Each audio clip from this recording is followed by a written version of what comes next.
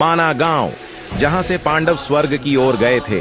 जी हाँ, वही माना गांव जहां भगवान श्री गणेश ने महाभारत लिखी थी और सिर्फ यहां से ही सरस्वती नदी के दर्शन भी किए जा सकते हैं। पहले इसे भारत के अंतिम गांव के नाम से जाना जाता था, पर अब इसे बदलकर भारत के पहले गांव के नाम से जाना जाता है। माना गांव चमोली डिस्ट्रिक्ट में आता है और बद्रीनाथ से इस गांव की दूरी सिर्फ 3 किलोमीटर की है। इस गांव में स्थित गणेश गुफा में ही भगवान श्री गणेश ने बैठकर वेद, पुराण और महाभारत लिखी थी। गणेश गुफा के बारे में कहा जाता है कि जब भगवान श्री गणेश जी वेद लिख रहे थे तो सरस्वती नदी अपने रौद्र रूप से बह रही थी, जिससे कि भगवान श्री गणेश को वेद लिखने में बहुत दिक्कत हो रही थी। तो उनके मना करने के बाद भी जब शोर कम नहीं हुआ तो गणेश भगवान ने सरस्वती नदी को श्राप दे दिया कि तुम इससे आगे किसी को भी नजर नहीं आओगी, और इसीलिए सरस्वती नदी सिर्फ माना गांव से ही देखी जा सकती है। इस गांव से थोड़ी ही दूरी में स्थित है